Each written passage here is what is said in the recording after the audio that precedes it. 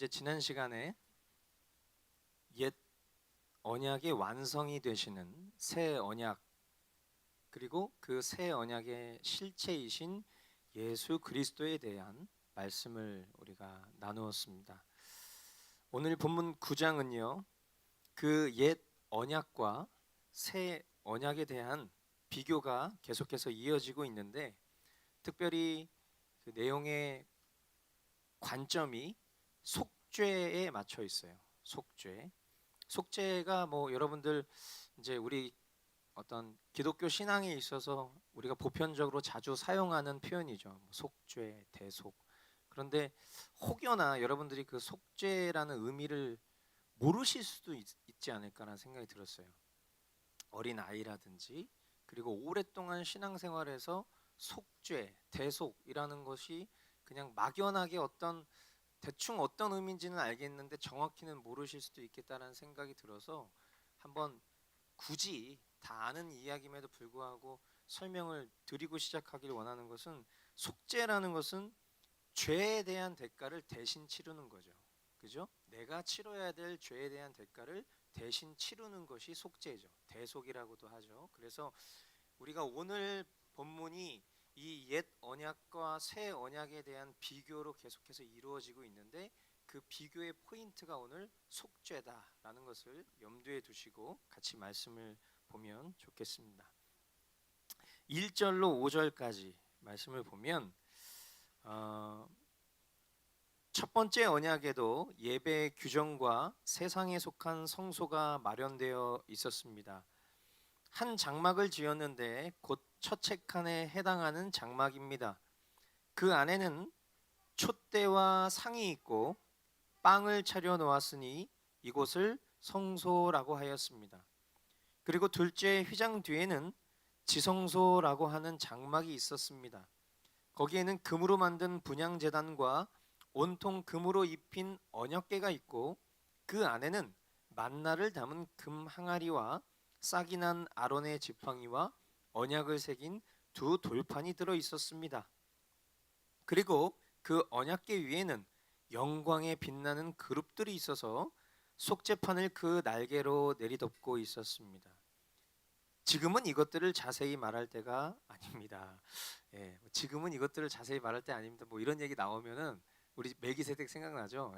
너네들 이거 백날 설명해봐야 뭐 그래, 이해할 사람은 이해하겠는데 이해가 쉽지 않을 거야. 뭐 이런 뉘앙스가 또 등장하니까 저도 모르게 읽다가 웃었습니다.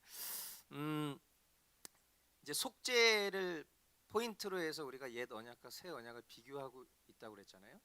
그러다 보니까 옛 언약에서 속죄 방식이 어떤가를 설명하기 위해서 등장하는 것이 성소예요. 그래서 이제 사진을 보시면 이게 이제 전체 모습이죠. 우리가 이제 보고 있는 그 장막, 성소. 저 안에를 들어가 보면 그 다음 사진을 보시면, 그렇죠? 잘 보이십니까? 예. 그러니까 이제 안에 있는 세부적인 그런 명칭들이 이렇게 기록이 되어 있어요. 그죠? 근데 이제 오늘 우리가 봐야 될 곳은 저 텐트 안에를 들어가 봐야 되는 거죠. 텐트 안에를 들어가 보시면, 네. 자, 저기 보시면은 이제 뭐 친절하게 안에 들어 있는 배치물들이 이렇게 양쪽 사면에 이제 크게 보여지고 있죠.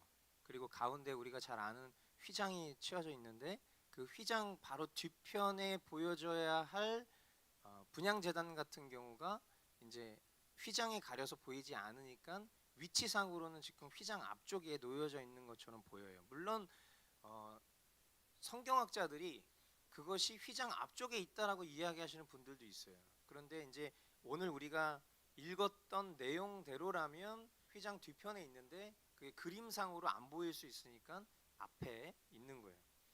자, 저 안에 있는 내용물들이 옛 언약에서 속죄를 하기 위해서 필요한 것들이잖아요.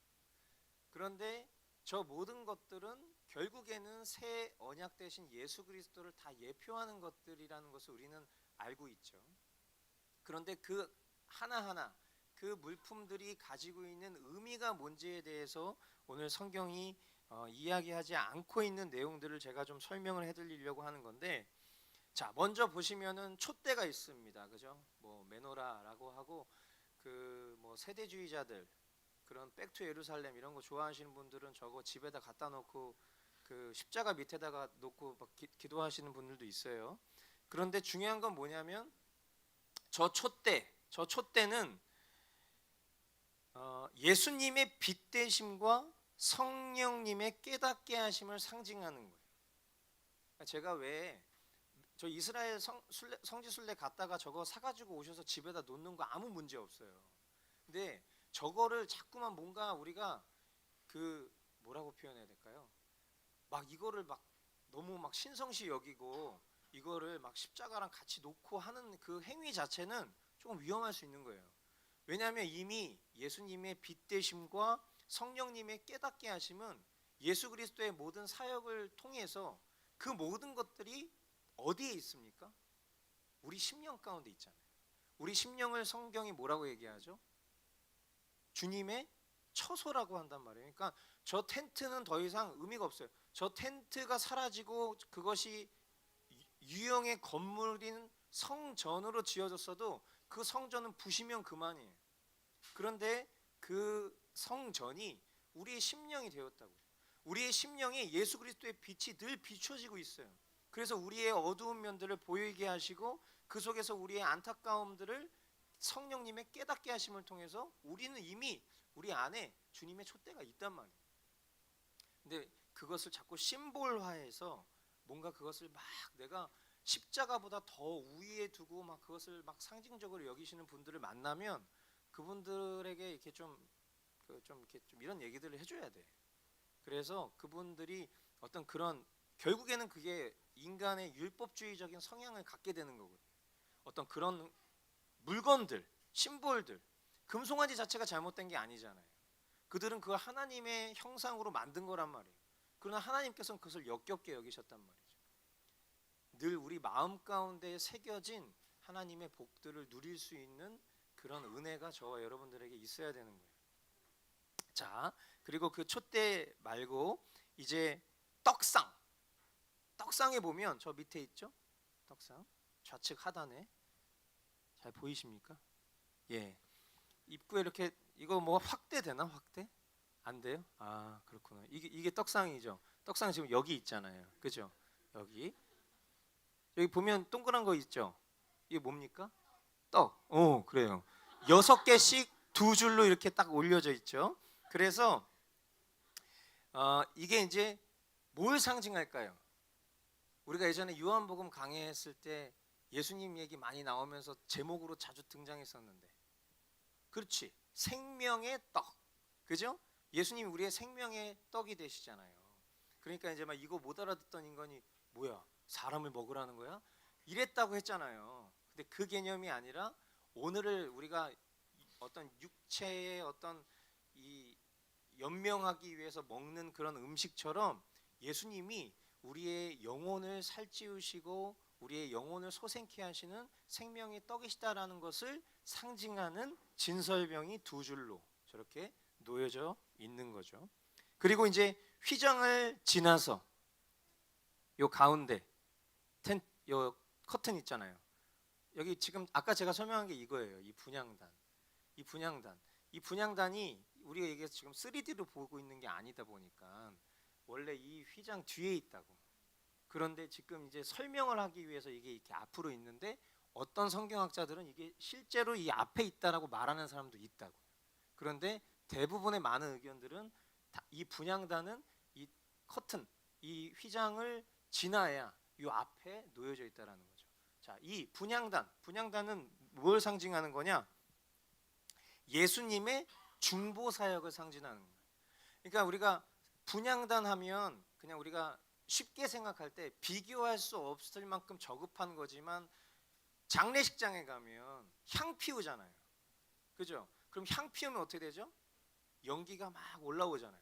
그러면 어느 정도 뭐 막 그것을 막 단체로 태우지 않는 이상은 그럴 일은 없지만은 연기를 태우면 전체적으로 이렇게 뭐 지금 저 뒤에서도 밥하고 있으니까 스팀이 막 올라오면 어느 정도 이렇게 뿌옇게 되잖아요. 그럼 뭔가 그 느낌이 뭔가 이렇게 커버드 되는 것, 이렇게 뭔가 덮는 듯한 그런 느낌이 들죠. 그랬을 때 이제 그것은 결국 뭘 상징하는 거냐면 예수님께서 지금 이 순간에 보좌 우편에서 우리를 위해서 뭐 하신다? 중보하신다라는 그런 예수님의 중보 사역을 상징하는 것입니다. 그리고 이제 그 언약궤 여기 있죠. 법궤라고 돼 있어요. 그래서 이제 이 법궤를 언약궤, 증거궤 이렇게 표현하기도 하는데 이 법궤가 이제 여기 확대해서 이렇게 보였지만 확대해도 잘 안 보이시죠? 근데 여기 보시면은 위에 무슨 천사같이 막 무릎 꿇고 날개가 이렇게 돼 있는데 그 둘이 이렇게 마주보고 무릎을 꿇고 있어요. 그죠? 근데 이거를 저도 참 안타까운 게 이거 우리 한글 성경에 이걸 그룹 이렇게 번역을 했는데 그러니까 영어로 그리고 원문으로 읽을 때는 케루빔이라고 그래요. 케루빔. 그러니까 케루빔이 이제 스페링 자체가 한글로 이렇게 뭐 데이빗을 다윗 이렇게 한글로 번역한 것처럼 케루빔을 그룹이라고 읽어버린 거지. 옛날에 우리나라 사람들이. 그러다 보니까 이게 자꾸만 이제 영어 그룹처럼 느껴져 가지고 근데 신천지가 이제 바보같이 그거를 이제 그룹이라고 영어 그룹이라고 얘기하면서 그들의 한계를 드러냈지만 중요한 건 이제 케루빔. 그래서 신령한 어떤 천사 같은 존재들이 말이라고 하기도 그렇고 두 분이 이렇게 무릎 꿇고 이렇게 날개가 이렇게 돼가지고 서로 이렇게 마주보고 있는 것이 이제 위를 덮고 있단 말이에요. 그게 이제 깜짝이야. 그 위에 보시면은 이제 여기 이 케루빔이 덮고 있는 것을 속죄판이라고 합니다. 속죄판. 그래서 법궤 뚜껑이 속죄판인데 그 속죄판은 예수 그리스도의 피 뿌리심.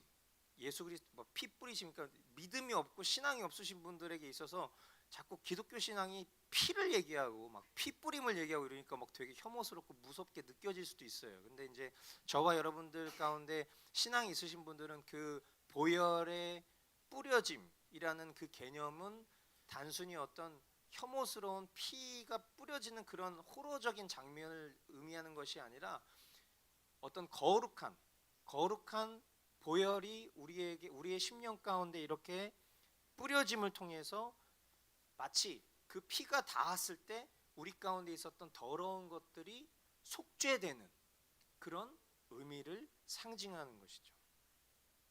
그래서 뭐 저 언약궤 안에는 뭐 있는지 아시죠? 언약궤 안에는 뭐 가장 대표적으로 십계명, 두 돌비가 이제 들어 있는데 그 위를 덮고 있다. 그러니까 하나님의 말씀을 덮고 있는 그리스도의 보혈과 속죄. 그랬을 때 이 모든 것들을 완성케 하신 분이 바로 예수 그리스도라는 것을 이제 우리가 깨달았을 때 옛 언약과 새 언약을 비교했을 때 뭐가 더 완성이 되었냐, 뭐가 더 우위에 있나 이런 것들을 우리가 한번 생각해 볼 수 있다라는 거죠. 자, 그랬을 때 이제 6절로 7절 말씀해 보니까 이것들이 이렇게 마련되어 있어서 첫째 칸 장막에는 제사장들이 언제나 들어가서 제사 의식을 집행합니다. 그러나 둘째 칸 장막에는 대제사장만 1년에 한 번만 들어가는데 그때에는 반드시 자기 자신을 위하여 또 백성이 모르고 지은 죄를 사하기 위하여 바칠 피를 가지고 들어갑니다 라고 했어요. 그러니까 아까 그 그림 다시 한 번만 보여주시면 제사장들의 이제 주 업무가 뭐냐면 이제 여기서 이쪽에서 이제 뭔가 사역을 하는 거예요. 주로 활동을 하는 거예요. 뭐 그렇게 넓은 공간도 아닌데 어쨌든 여기서 이제 주로 뭐 이제 뭐 글쎄요 뭐 청소도 하시고 먼지 쌓이면 좀 닦기도 하시고 뭔가 이렇게 거룩한 어떤 홀리 플레이스를 유지하기 위해서 그런 어떤 사역들을 하지만 저 지성소 안에는 누구만 들어갈 수 있다고요? 대제사장만 들어갈 수 있다. 대제사장이 그것도 1년에 한 번만. 1년에 한 번 딱 들어가서 본인이 향을 피워요. 안에 자욱하게. 그러니까 그 향을 피운다는 게 아까 뭐라고 얘기했어요? 예수 그리스도의 중보적 사역을 의미한다라고 했죠. 그러니까 그 향을 피워서 그 예수 그리 어떤 그런 정결케 되는 어떤 그 연약함들을 덮어 주십사 하는 그런 마음이겠죠. 그렇게 향을 잔뜩 피운 다음에 뭐 들고 간다고 그랬어요? 짐승의 피, 짐승의 피를 들고 간다고 그랬죠. 그래서 그 짐승의 피를 들고 가서 뭐 하는 거예요? 먼저는 자기도 인간이니까 자기의 연약함과 죄악됨을 사하는 의식을 갖고, 그리고 혹 백성들 가운데, 이스라엘 백성들 가운데 하나님을 거역하는 그런 심령들이 있어서 회개치 못한 심령들이 있을 수도 있으니까. 왜냐하면 대제사장은 우리가 얘기했었던 것처럼 예수 그리스도의 어떤 그런 중보적 사역을 예표하는 인물이기 때문에 대제사장이 그 민족의 죄를 하나님 앞에 회개하고 그것에 대한 참회의 어떤 제사를 드리기 위해서 1년에 한 번 들어간다는 거예요. 그래서 그 의식을 통해서 민족적인 회개와 그리고 개인의 회개를 이루는 어떤 그런 시간들을 갖는 것인데, 중요한 것은 하나님의 임재를 상징하는 지성소 가운데 제사장이 들어가서 이와 같은 일들을 했었어도 그것이 완전한 속죄는 될 수 없다라는 거죠. 왜? 심플하게 생각하면 돼요. 또 들어가야 되니까. 계속 들어가야 되니까. 대제사장이 죽으면 어떻게 돼요? 또 다른 제사장이 또 그것을 이어서 또 들어가야 되니까 끊임없이 이어져야 하는 속죄의 모습인 거죠. 완전한 것이 아니다. 자, 8절로 그 10절 말씀을 보세요. 이것은 첫째 칸 장막이 서 있는 동안에는 아직 지성소로 들어가는 길이 드러나지 않았음을 성령께서 보여주시는 것입니다. 이 장막은 현 시대를 상징합니다. 그 장막 제의를 따라 예물과 제사를 드리지만 그것이 의식 집례자의 양심을 완전하게 해주지는 못합니다. 이런 것은 다만 먹는 것과 마시는 것과 여러 가지 씻는 예식과 관련된 것이고 개역의 때까지 육체를 위하여 부과된 규칙들입니다. 아멘. 그러니까 구약의 이 모든 제도들은 한마디로 상징적이고 예표적이다. 결국은 개역의 때, 우리 10절 마지막 하반절에 보니까 개역의 때 이렇게 표현했죠. 개역의 때는 뭐겠어요? 새 언약의 때. 새 언약의 때는 뭐겠어요? 예수 그리스도의 때까지, 때가 되기까지만 허용되었던 규례일 뿐이다라는 거예요. 결국에는 구약 시대나 신약 시대나 피 흘림 없이는 속죄를 통한 구원을 이룰 수 없지만 구약 시대에는 그 예수 그리스도의 보혈을 상징하는 짐승의 피로, 그러나 그것은 완전하지 않고 일시적인 것이다. 그러나 신약 시대에는 더 이상 짐승의 피가 필요 없는 예수 그리스도께서 흘리신 완전한 보혈로 속죄와 구원이 이루어진 것이다. 그것을 이제 이어지는 11절 12절이 계속해서 증거합니다. 그러나 그리스도께서는 이미 일어난 좋은 일을 주관하시는 대제사장으로 오셔서 손으로 만들지 않은 장막, 다시 말하면 이 피조물에 속하지 않은 더 크고 더 완전한 장막을 통과하여 단 한 번의 지성소에 들어가셨습니다. 그는 염소나 송아지의 피로서가 아니라 자기의 피로서 우리에게 영원한 구원을 이루어 주셨습니다. 아멘. 단 한 번에라는 이 표현을 통해서 그리스도께서 이루신 속죄가 얼마나 이 구약의 속죄와 비교가 되는지 이것을 깨닫는 은혜가 저와 여러분들 모두에게 있게 되기를 축원드립니다. 뿐만 아니라 13절로 이어지는 말씀 보니까 염소나 황소의 피와 암송아지의 죄를 더러워진 사람들에게 뿌려도 그 육체가 깨끗하여져서 그들이 거룩하게 되거든. 하물며 영원한 성령을 힘입어 자기 몸을 흠없는 제물로 삼아 하나님께 바치신 그리스도의 피야말로 더욱더 우리들의 양심을 깨끗하게 해서 우리로 하여금 죽은 행실에서 떠나서 살아계신 하나님을 섬기게 하지 않겠습니까? 그러므로 그리스도는 새 언약의 중재자이십니다. 그는 첫 번째 언약 아래에서 저지른 범죄에서 사람들을 구속하시기 위하여 죽으심으로써 부르심을 받은 사람들로 하여금 약속된 영원한 유업을 차지하게 하셨습니다. 예수님은 하나님이시잖아요. 그죠? 무죄하신 분이란 말이에요. 죄가 없으신 분이란 말이에요. 죄가 없으신 하나님이신 예수님의 죽으심은 택함 받은 모든 사람을 속량할 능력이 있다 없다. 예, 하나님께서 택하신 사람, 그 하나님께서 깨끗게 하시기로 작정하신 그 모든 사람의 죄를 깨끗게 하실 능력이 있다. 왜? 하나님이시니까. 하나님께서 죽이시면서 흘리신 보혈이니까. 우리가 늘 이런 것을 이야기할 때 우리가 항상 개념적으로 계속해서 우리를 깨우고 생각해야 될 부분이 있다고 그랬어요. 그게 뭐냐면 우리는 이런 이야기를 들으면 그냥 나한 사람의 죄를 깨끗게 하신 하나님의 은혜를 생각한다. 그러면 그것이 공로적으로 별 크게 느껴지지가 않아요. 근데 하나님께서 예수 그리스도를 통해서 속량하신 그 사람들은 처음부터 하나님께서 창조하셨었던 그때부터 오늘을 살아가고 있는 모든 인류 가운데 택하신 사람들의 숫자를 다 더해야 되는 거예요. 그죠? 나한 사람의 죄를 깨끗게 하는 것도 사실은 우리 자신 스스로가 우리가 얼마나 더러운 죄인인지를 알기 때문에 나라는 사람의 죄를 속량하는 것도 만만치 않은 일이라는 것을 우리는 깨닫고 감사하고 눈물 흘리고 기뻐하기도 하는 거예요.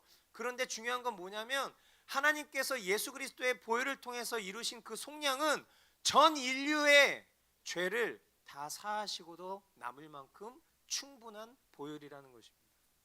아멘. 이거는 굉장한 능력이에요. 신적 능력이고요. 우리가 이것에 대해서 측량할 수 없기 때문에 그 감격을 더디할 수는 있지만 이런 내용들을 우리가 대할 때 우리 심령 가운데 하나님께서 얼마나 전능하시고 위대하시고 우리를 위해서 안 하시는 게 없고 못 하시는 것이 없는지를 저와 여러분들이 깊이 깨달을 수 있어야 되는 것입니다. 아멘. 그래서 그것을 우리가 깨닫게 되었을 때 비로소 우리가 하나님을 전심으로 섬길 수 있게 되는 거예요. 너무 크고 위대한 일을 행하셨으니까 그 앞에 우리가 주님을 섬길 수밖에 없는 존재로 나아가게 되는 거예요. 아멘. 그러니까 내가 뭔가 우리 교회는 그런 게 별로 없지만 우리가 일반적으로 보편적으로 그동안 신앙생활을 해왔었던 대로라면 신앙생활이라고 하면 즉 봉사라고 생각한단 말이에요. 그 봉사 어디서 하죠? 교회에서 한단 말이에요. 교회의 조직을 운영하고 유지하기 위해서 교회 안에서 막 이것저것 섬긴다라고 표현하면서 많은 봉사를 한다고요. 그죠? 근데 많은 봉사를 하다가 1년이 지나면 담당 교육자들이 슬쩍 와가지고 계속 막 얘기를 하잖아요. 뭐 내년에도 우리 계속 같이 막 이런 식으로. 그러면은 이제 그거를 계속 뭔가 유지시키게 하기 위해서 보여지지 않는 그런 되게 뭔가 서로 간의 신경전과 이렇게 눈치 싸움들이 펼쳐지잖아요. 그걸 왜 눈치 싸움을 해야 돼? 왜 우리가 주님의 몸된 교회를 섬기는 일에 있어서 나 너무 힘들어, 난 더 이상 못할 것 같아 라는 그런 생각과 그런 개념과 그것을 설득해 하려는 인간적인 노력들이 왜 생겨나냐고요. 이게 우리에게 진짜로 우리에게 다가오지 않아서 그런 거예요. 그렇지 않습니까? 인간의 열심과 의로 교회를 섬기는 일을 할 수 있어요. 근데 그거는 그냥 두잉으로 끝날 수밖에 없어요. 그러니까 지치죠. 어떻게 한 사람이 우리가 직업을 택할 때도 여러 직업을 다 두루두루 동시에 취하진 않잖아요. 근데 우리가 어떤 봉사를 하는데 교회에서 성가대도 하고 찬양팀도 하고 주일학교 선생님도 하고 중등부 교사도 하고 임원도 하고 이거 어떻게 다 해? 아침에 가가지고 뭐 하고 중간에 뭐 하고 밥도 못 먹고 그리고 하루 동안 이렇게 싹 보내면 되게 무서운 게 뭐냐면 인간이 그런 뭔가 행위적인 열심을 딱 하고 뭔가 탈진이 된 느낌으로 집에 오잖아요. 그럼 내가 뭔가 하나님을 위해서 뭐 해드린 것 같은 거야. 그러니까 거기서 오는 일시적인 만족이 있을 수 있어. 두잉 때문에 오는 만족. 그런데 그것이 계속 반복되면 어떻게 되죠? 그럼 번아웃 되는 거예요. 탈진되는 거예요. 하나님께서 나에게 행하신 일들에 대한 개념이 없어. 그냥 내 열심과 노력으로 그 일들을 취하려고 하다 보니까 그런 일들이 생기는 거라고. 근데 모든 게 다 마찬가지예요. 우리 안에 하나님을 섬기고 싶은 마음이 생기는 것은 내가 결단한다고 되는 것이 아니라, 이 완전하신 대속의 은혜가 너무 크고 위대하다는 것을 깨닫게 됨으로 말미암아 내가 어떻게 하면 하나님과 주님의 몸된 공동체를 섬길 수 있는 방법이 없을까를 찾게 되는 것이, 그게 지극히 자연스럽고 정상적인 것이 되어야 되는 거예요. 그러니까 저는 우리 교회 공동체가 어떤 그런 우리가 그동안에 신앙생활을 해왔었던 공동체처럼 뭔가 이렇게 하는 일이 너무 없어서, 뭔가 하는 일이 되게 열심이었던 사람들 입장에서는 내가 이렇게 신앙생활 해도 되나 싶을 정도로 그런 마음이 들 만큼 우리 공동체는 그런 게 없잖아요. 하지만 저는 늘 항상 기다리고 있어요. 뭘 기다리냐면, 여러분들이 말씀 기도를 통해서 하나님께서 나의 삶 가운데 행하신 일들이 얼마나 위대한지를 깨닫고, 이러한 말씀들을 대면했을 때 그런 것들을 더 깨닫고 감격해서 내가 어떻게 하면 하나님을 위해서 섬길 수 있는 것이 없을까? 나의 삶 가운데. 그리고 나에게 허락하신 이 교회 공동체를 위해서 내가 섬길 수 있는 게 없을까라는 것들을 여러분들이 찾고 구하고 묻고 이것을 계속 반복하다가 어느 순간 하나님이 나에게 주신 은사를 발견하고 하나님이 나에게 주신 재능, 달란트를 발견해서 내가 이것을 통해서 주님의 몸된 공동체를 섬겨야 되겠다라는 것을 깨닫게 되면, 그때 여러분들이 목사님, 저 근데 제가 이렇게 막 어마어마하게 찬양을 잘하진 않지만 제가 찬양으로 좀 섬기고 싶습니다. 얼마든지 하세요. 오디션 이런 거 없거든. 예. 물론 이렇게 지은 자매처럼 오디션이 필요하지 않고도 이렇게 노래를 잘하는 분이 자원을 하면 너무 감사한 일인데, 설령 노래를 잘 못하시는 분이 지원을 해도 제가 막을 방법은 없어요. 막을 방법은 없지만 이렇게 뭔가 마음 가운데 감동이 일어나서 내가 그것을 자원하기를 희망해서 그 일들이 이루어졌을 때, 그것이 진정한 대속의 은혜를 통해서 깨닫게 된 하나님의 놀라운 역사라는 거예요. 아멘이십니까? 그러니까 우리가 항상 우리에게 익숙한 어떤 신앙생활 속에서도 계속해서 우리가 붙잡고 계속해서 깨닫고 계속해서 되새기고 그 의미를 확인해야 될 일들이 이런 부분처럼 굉장히 많이 있다라는 거예요. 뿐만 아니라 여러분 한번 생각해 보세요. 이 구약의 이스라엘 백성들이 했었던 이 속죄 제도도요, 분명한 효력이 있었습니다. 그죠? 효력이 있었으니까 이거 한 거잖아요. 그렇죠? 어떤 그 제사를 드렸을 때 하나님 앞에 막 연기 피우고 막 그 전에 앞에 이제 그 전에 그 전체 성막 그림을 봤을 때 보면은 바깥에 이렇게 물두덩 있고 번제단 있고, 그래서 거기서 막 깨끗이 씻고 잡아서 막 각 떠가지고 막 각 뜨기 전에 기도하고 막 회개하고 각 떠가지고 막 잔인하게 죽이고 뼈와 살을 바르고 피를 따로 바르고 막 이렇게 해가지고 거기서 그런 어떤 세레모니를 통해서 내 죄가 사함을 얻는다라고 했을 때, 행위적으로 생각하면 우리가 단번에 어떤 기도나 눈물과는 비교할 수 없을 정도로 훨씬 더 뿌듯하겠지. 그죠? 뭔가 했으니까, 거창하게 했으니까. 그리고 그것이 그냥 인간이 만들어낸 제도가 아니라 하나님께서 제정하신 제사의 형태이다 보니까 효력이 있었던 건 분명한 거예요. 그죠? 그런데 하물며 그리스도의 보혈의 공로로 입은 우리 신약 성도인 우리는 얼마나 더 큰 은혜를 누리며 하나님을 섬길 수 있겠는가. 할렐루야. 예. 너무 쉽게 이루어진 일이라서 그 너무 쉽게 이루어진 일들 때문에 우리가 정말 이 감격을 놓친다면 그건 너무나 속상한 일이에요. 회개할 수도 없어. 우리가 다시 이런 제사 제도로 우리가 돌아갈 수 있는 것도 아니야.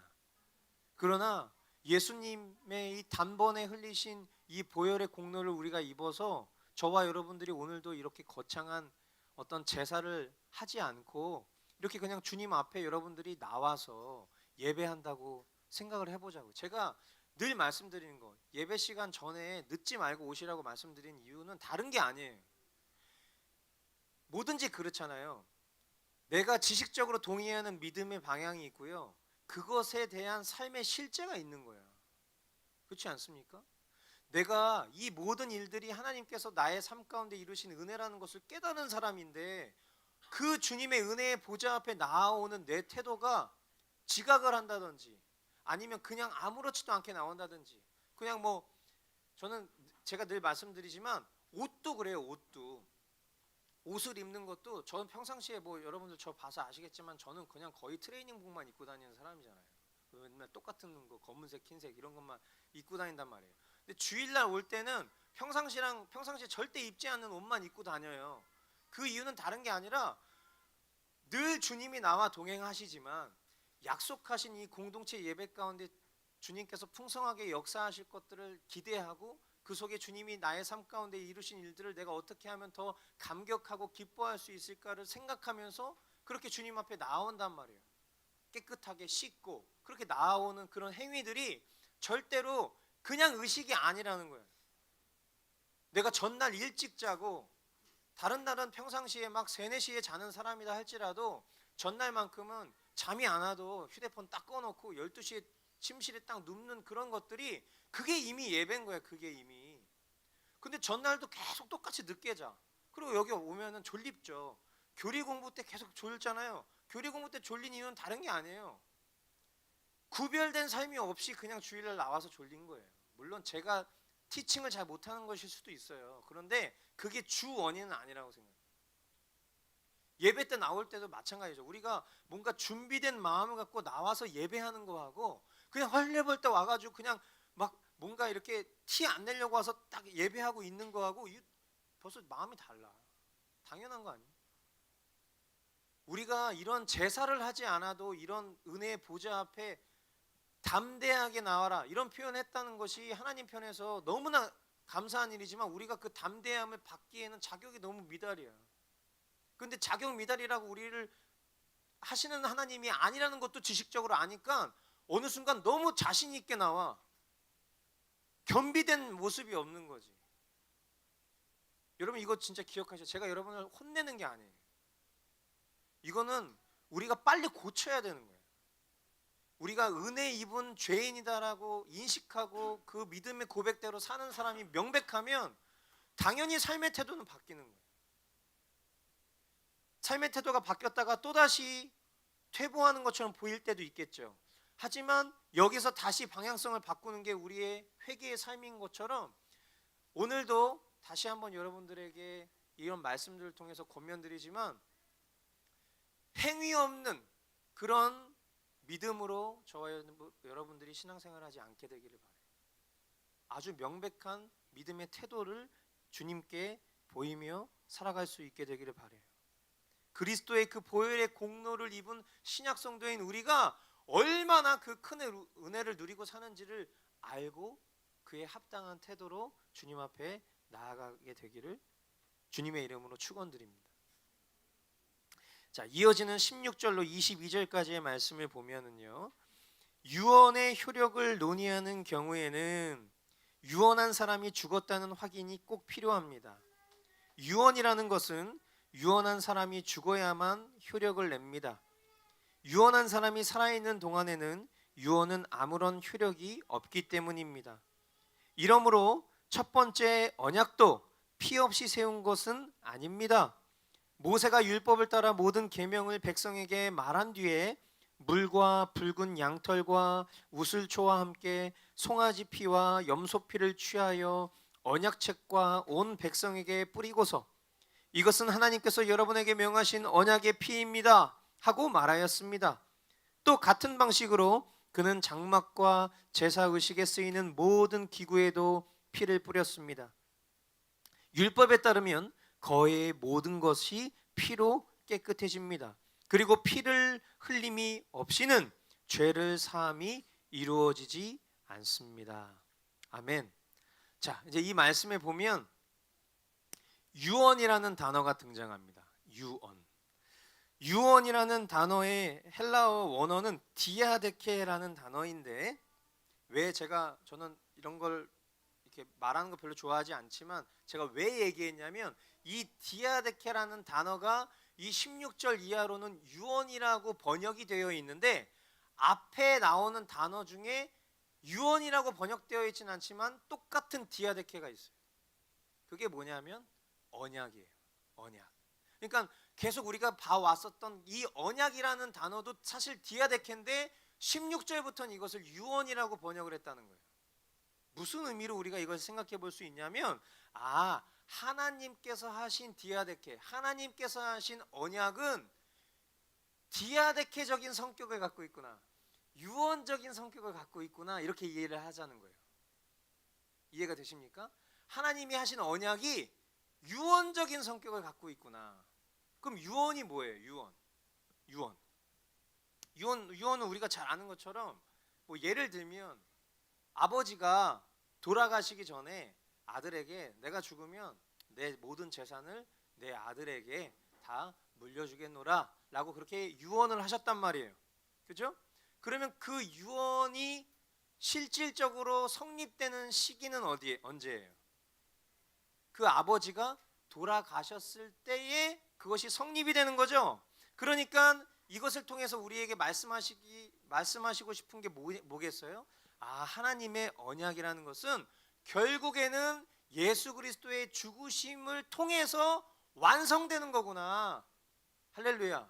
예, 그 얘기를 하기 위해서 이렇게 설명을 한 거예요. 그러니까 예수 그리스도께서 옛 언약의 실체로 이 땅 가운데 오시기 전에는 그리스도의 보혈을 예표하는 짐승의 피로 그렇게 하나님의 언약을 선언한 거예요. 선언.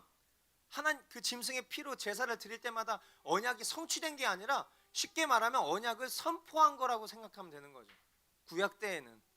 그런데 예수님께서 새 언약으로 오셔서 죽으심으로 인해서 그 언약이 어떻게 됐다? 성취되었다. 완성되었다. 하나님께서 우리에게 약속하신 그 언약을 말하면 뭐로 얘기할 수 있겠어요? 결국 그 언약은 뭐예요? 언약은 뭐예요? 하나님이 우리에게 보장하신 언약.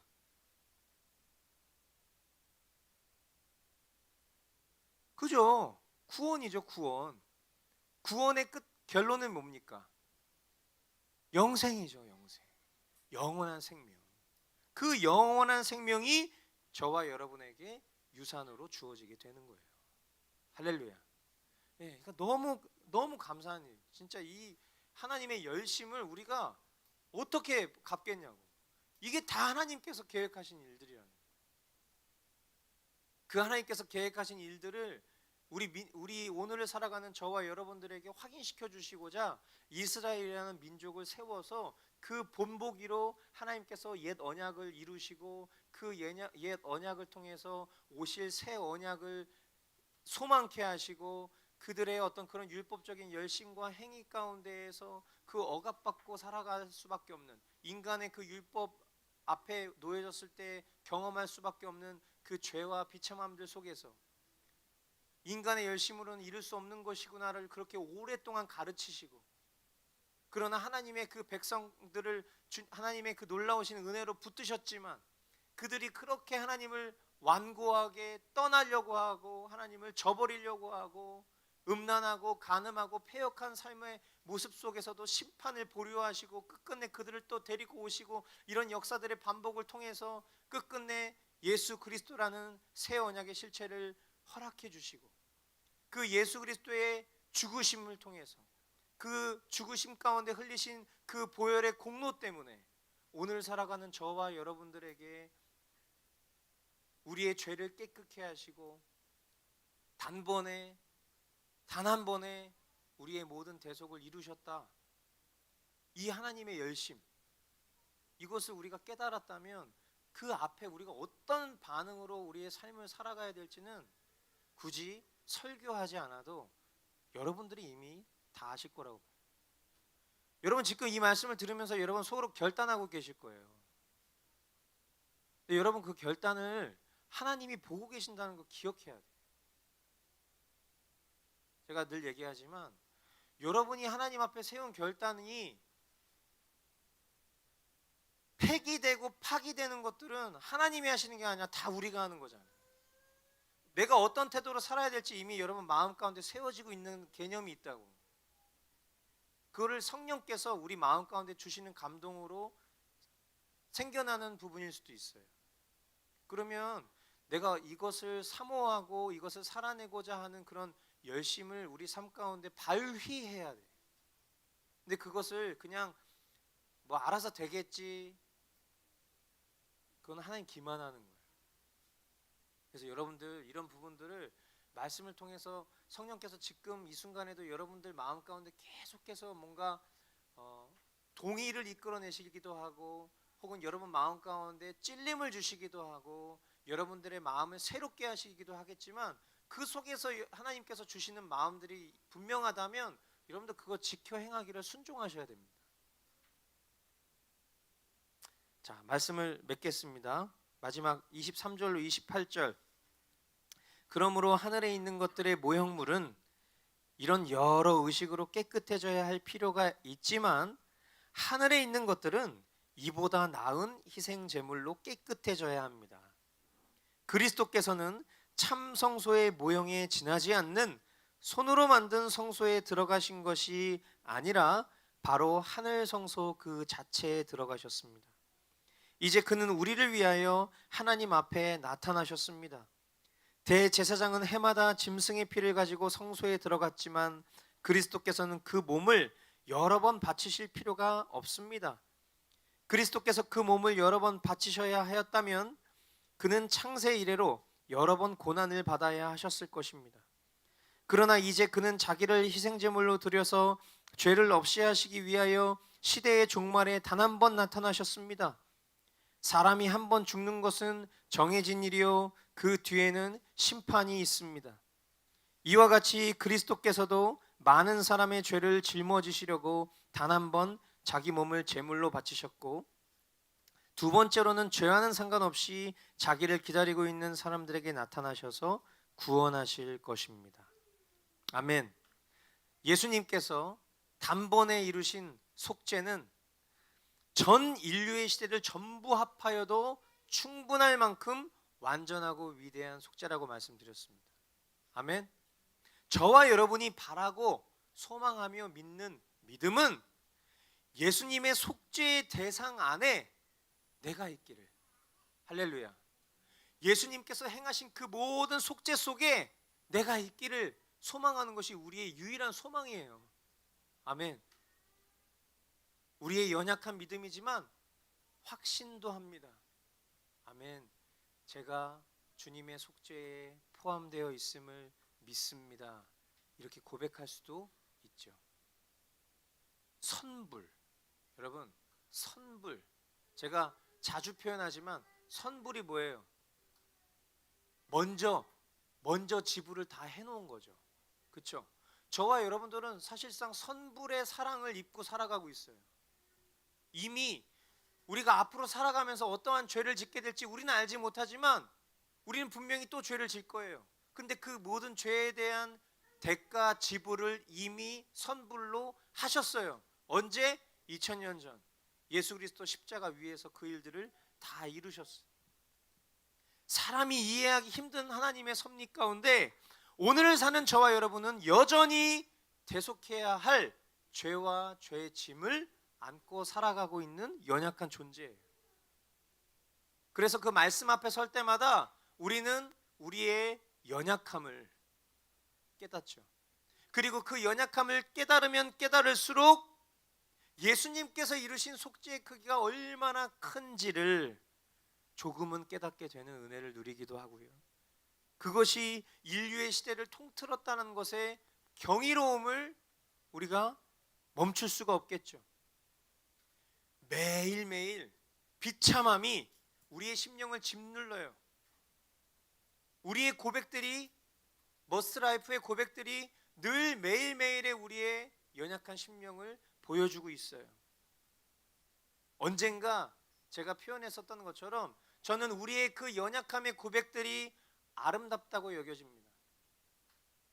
왜 아름답습니까? 이것이 하나님과 사람 앞에 저와 여러분을 겸손케 만들어주는 은혜의 장치이기 때문에.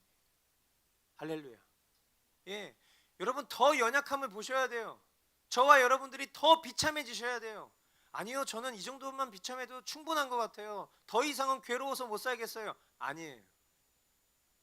일평생 우리가 말씀 앞에서 우리의 비참함을 깨닫는 것이 그게 은혜요, 그게 진정한 평강이라는 것을 깨달으실 수 있는 순간이 올 때까지 더 비참하셔야 돼요.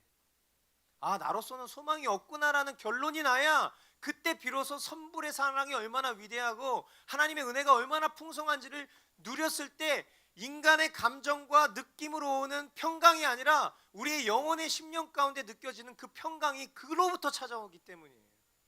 나로서는 할 수 없는 거구나. 나는 아무리 선하게 살려고 노력해도 나는 선할 수가 없는 존재구나. 그러나 그런 나를 지금 이 순간에도 포기하지 아니하시고 끝끝내 영원한 생명의 길로 인도하시는 그 하나님의 사랑이 얼마나 위대한지를 깨달았을 때 어떻게 하면 내가 하나님을 위해서 하나님의 기쁨이 되기 위해서 살아갈 수 있을까를 자원하게 되는 거예요. 이것이 얼마나 저와 여러분들을 자기 부인할 수 있게 만드는지. 자기 부인은 왜 필요하죠? 예수님께서 말씀하셨으니까. 누구든지, 여기서 말하는 누구든지는 뭐 마음에 원하시는 분들은 이런 개념이 아니죠. 정확하게 나를 따르려거든. 누구든지 나를 따르려고 결단한 사람이라면 누구든지 제일 먼저 해야 될 게 뭡니까? 자기를 부인해야 십자가를 지고 쫓을 수 있으니까. 그 십자가의 길 끝이 어디예요? 그게 천국이니까. 자기 부인은 이 모든 신앙의 삶의 제일 처음이에요. 근데 우리는 자꾸만 자기 부인 언제 하려고 그래? 내가 신앙이 성숙하면 자기 부인이 될 거라고 생각해. 아니에요. 신앙의 첫걸음은 자기 부인이에요. 근데 그 자기 부인도 사실상 우리 힘과 능력으로 하는 게 아니죠. 하나님께서 하시는 거죠. 그러니까 그 자기 부인을 우리가 우리의 신앙의 삶 가운데 이루어가고 있는 흔적들이 어떤 식으로 보여지는 거예요? 매일매일의 말씀과 기도 앞에 섰을 때 우리의 그 비참함을 보는 게 자기 부인이에요. 나로서는 이게 안 되는구나. 이게 주님, 제가 제 열심과 의로 살아보려고 했는데 저에게 돌아온 건 절망과 회한뿐입니다. 저는 택함 받은 자가 아닌 것 같아요. 앞만 봐도요. 근데 그러한 결론 속에서도 주님이 아니다. 너 택함 받은 자 맞아. 인간이란 존재가 다 그런 거야. 나 없이는 아무것도 할 수 없는 존재라는 것을 이제서야 너가 깨달았구나. 너 스스로가 너를 봤을 때 당연히 너를 택함 받지 못한 자로 여길 수밖에 없는 것이 그것이 자기 부인의 시작이란다. 그것을 우리에게 깨닫게 하시고 그럼 주님 제가 어떻게 해야 합니까? 라는 그 소망을 요청했을 때 십자가를 바라보게 하시는 거예요. 십자가를 바라보니까 그 십자가에서 하나님께서 예수 그리스도를 통해서 우리에게 행하신 그 선불의 사랑을 보게 되는 거죠. 아, 나의 삶 속에 내가 그 어떠한 넘어짐과 패역함 속에서도 이미 지불하신 그 하나님의 사랑 때문에 내가 더 죄짓지 않고 더 넘어지지 않고 주님 영광 바라보면서 갈 수 있는 거구나라는 것을 그제서야 깨닫게 해 주신다는 것입니다. 할렐루야. 디모데후서 2장 11절로 13절이 이렇게 선언해요. 이 말씀은 믿을만 합니다. 우리가 주님과 함께 죽었으면 우리도 또한 그분과 함께 살 것이요 우리가 참고 견디면 우리도 또한 그분과 함께 다스릴 것이요 우리가 그분을 부인하면 그분도 또한 우리를 부인하실 것입니다. 우리는 신실하지 못하더라도 그분은 언제나 신실하십니다. 그분은 자기를 부인하실 수 없으시기 때문입니다. 아멘. 사랑하는 성도 여러분, 하나님께서 허락하시지 않으면 아무것도 당연한 것이 없는 오늘이에요.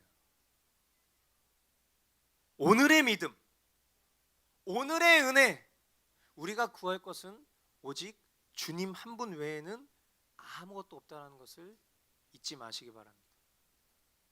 장차 우리에게 허락될 영광스러운 천국을 붙잡기 위해서 오늘을 살아야 될 저와 여러분들의 태도를 방금 전에 우리가 읽었었던 말씀을 통해서 가르쳐 주셨어요. 참고 견디는 거예요. 우리의 그 육체의 정욕과 안목의 정욕과 이생의 자랑으로 내 삶을 살아가기를 원하는 그러한 신앙의 싸움 속에서 그렇게 우리가 죄 가운데 우리의 심령을 내어주지 않고 참고 견디며, 근데 그 참고 견딤의 원동력은 나의 열심과 최선이 아니라 내 안에 계신 성령님을 바라봄으로 주님께서 그 일들을 이루실 수 있도록, 할렐루야, 그렇게 참고 견디며 주님 앞에 나아갈 때 하나님께서 우리 가운데 예배하신 그 영원한 생명의 복을 저와 여러분들이, 그 유산을, 그 유업을 저와 여러분들이 다 소유하게 되실 수 있을 것입니다. 아멘. 우리 전후 좌우에 있는